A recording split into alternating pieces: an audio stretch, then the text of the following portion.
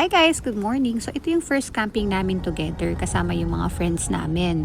So ang napili naming lugar is Tanay. So bumiyahin na kami ng madaling araw pa lang dyan. Dito sa pupuntahan namin, actually guys, may 4 na ilog na tatawiran tayo. So yan, medyo mababaw naman, adventurous siya. Ang ganda ng mga dinadaanan naming ilog. So hindi naman siya malalim, kayang-kaya naman ang sasakyan kung ano man yung dadalhin nyo. Pero advice ko is 4x4 talaga o medyo mataas na sasakyan since mabato yung dadaanan nyo.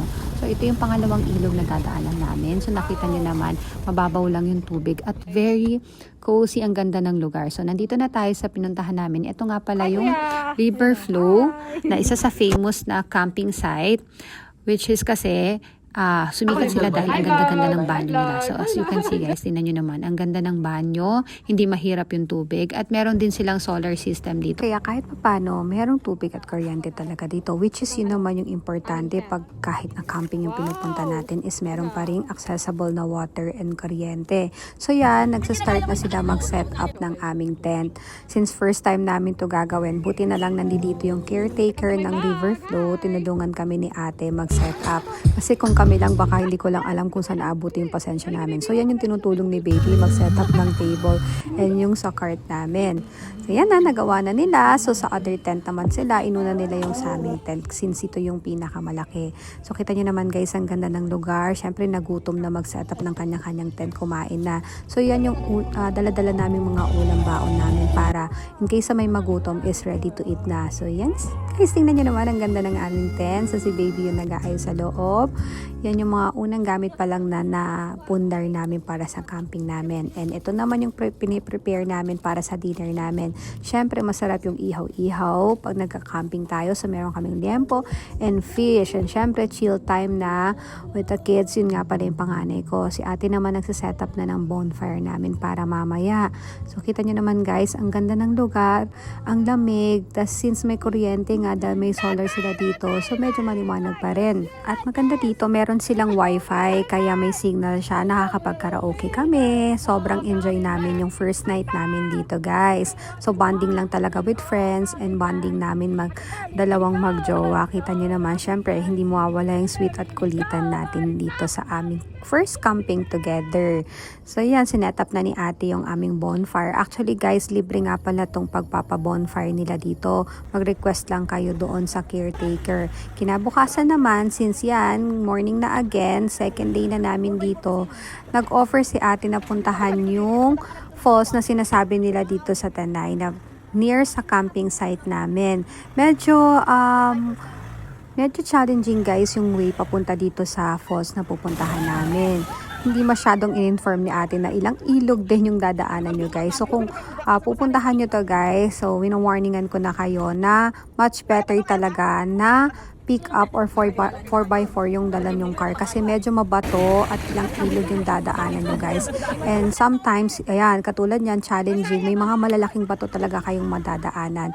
Nakita nyo naman guys, medyo nahirapan talaga yung aming driver dyan, which is si baby yung nagda-drive niyan. So tulungan na lang kami guys sa pag-guide sa kanya kung saan yung magandang way talaga. But I think worth it naman yung pupuntahan nyo dito sa ilog na to kasi sobrang ganda talaga guys. Pero advice ko lang talaga is hindi na rin magdala ng kids since kita ninyo naman yung dadaanan. May trekking konti din siya guys. Magte-trek kayo ng konti, lalakad. Medyo mabato siya at hindi talaga advisable na magdala ng mga bata. Kita nyo naman may dala-dala pa akong upuan dyan. May dala kami mga upuan para at least makapag-relax, makapagtambay saglit. And ayan, kita nyo naman, bago dumating doon sa may falls, maglalakad kayo ng konti. Struggle talaga siya, challenging. But I think happy naman kasi minsan lang natin ma-experience ng mga ganito. So yan, kung nagkahanap kayo ng pahirap sa buhay nyo, pumunta kayo dito guys. But look, worth it naman yung makikita yung view dito. Kita nyo naman, di ba? Nire-ready ko na talaga yung upuan kasi nakakapagod din talaga siya.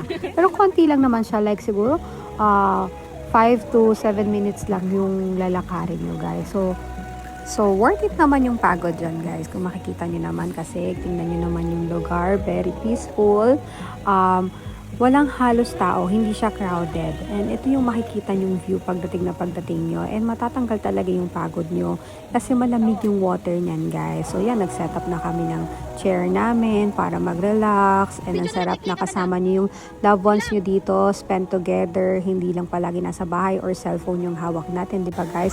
Especially yan, kita nyo with your friends, you can enjoy talaga yung cold water dito, guys. So nakaka-relax siya, refreshing, and nakakatanggal talaga ng stress, which is yan yung kailangan natin, guys, 'di ba?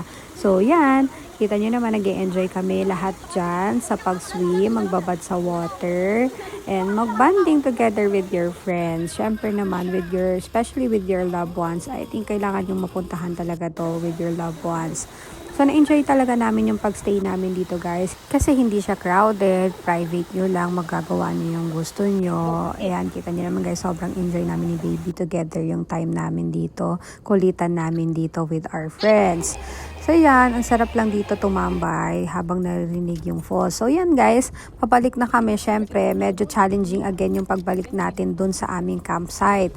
But I think exciting naman, ang saya namin kasi habang ginagawa yan, malubak talaga siya. So, nagkukwentuhan, nagkukulitan, what if, 'di ba, utusan ka ng nanay mo bumili, nakalimutan mo lang yung suka. Yung mga ganyang kulitan talaga, tapos ang lalakarin mo ang layo. Kita nyo, guys, yung mga tao dito, paglalakad lang talaga yung ginagawa nila para makapamili. So medyo ang hirap din talaga. Nagulat nga kami na parang pinag-uusapan namin na may ganito pa palang lugar. But I think mai-enjoy nyo naman na yung mga ganitong challenge and adventure na sometimes ma-experience natin, 'di ba? Kasi hindi lang ibang-iba yung buhay natin sa Manila or kung saan man kayo nakatira. So this time naman, ibang experience naman siya na memories talaga to keep. So ayan, guys, na-enjoy namin yung pagstay doon. Ilang ilog ulit yung tatawirin namin pabalik dun sa campsite namin. So yan, makikita nyo medyo malalaki yung bato, guys. So sinabi ko nga na kailangan talaga medyo malaking sasakyan or 4x4 yung dali nyo dito. Yun yung ina-advise ko sa inyo. Kasi very challenging talaga bago makarating doon sa ilog na yon. But we enjoy our stay doon kahit saglit lang, and hindi na kami nagpaabot ng dilim kasi baka mas delikado or baka umulan tapos mas madulas yung daan, baka mas mahirapan kami bumalik doon sa campsite namin. And excited na rin kaming magpahinga kasi nga medyo nakakapagod tong ginawa namin.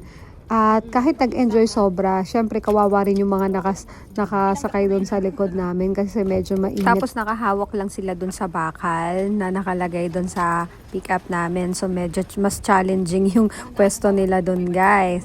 So mas mabilis yata yung biyahe namin pabalik. May mga nakasalubong pa kami dyan na mga naka-big bikes or yung mga pang motocross na motor, which is parang feeling ko mas madaling yung ginagamit nila kaysa sa sasakyan. Mas okay dito pumunta yung mga nakamotor kasi mas madali na makapunta sila doon sa falls.